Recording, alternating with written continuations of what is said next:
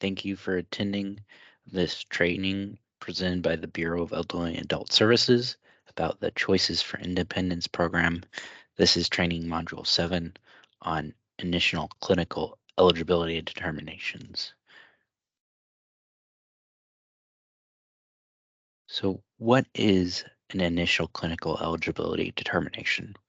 Well, that's a determination that an applicant for CFI services meets or does not meet the clinical eligibility requirements for the CFI program, namely whether the participant needs a nursing facility level of care or not.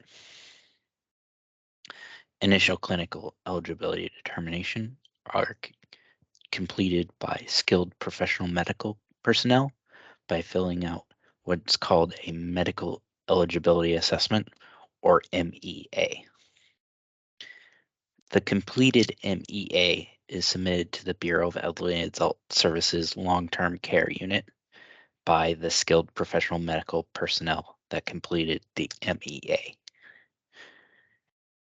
The long-term care staff at Bureau of Elderly and Adult Services will review the MEA and supporting documentation to determine if the participant needs a nursing facility level of care. If the long-term care unit determines that the participant does not need a nursing facility level of care, the long-term care unit will issue a denial for that reason. If the long-term care unit determines that the participant does need a nursing facility level of care, then one of two things will happen. If the participant has already been determined financially eligible, then after they're determined clinically eligible, they will open for CFI. If the participant has not been determined financially eligible, then when they're determined clinically eligible, the case will pend until financial determination can be made. So what triggers an initial clinical eligibility determination? So any application where long-term services and supports are requested through the CFI waiver, applications can be done in paper, on New Hampshire Easy, in person, or over the phone.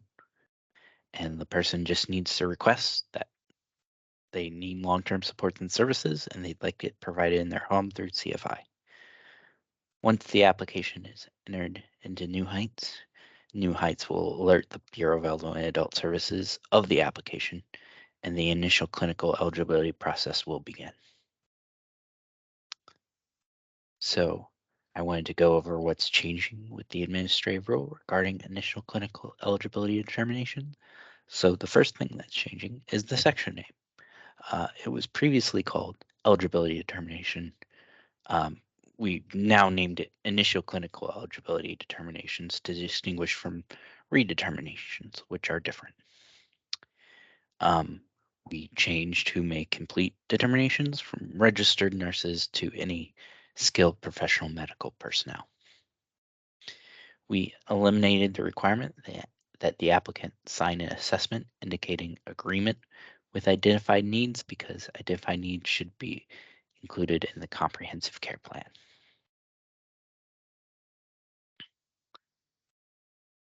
We specified specifically that an additional request for information will be sent 20 days after an initial request for information if no response has been received.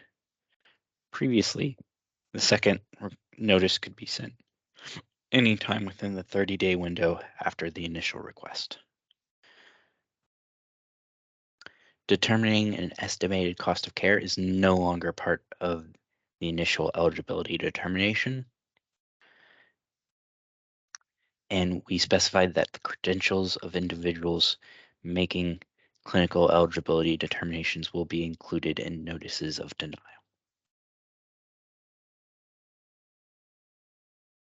So I used a few policies for reference. Long-term care policy 301, that's about level of care eligibility for community applicants.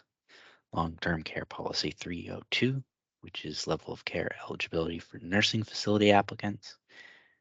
And the rule H is that I referred to as HEE 80104. That's initial clinical eligibility determination.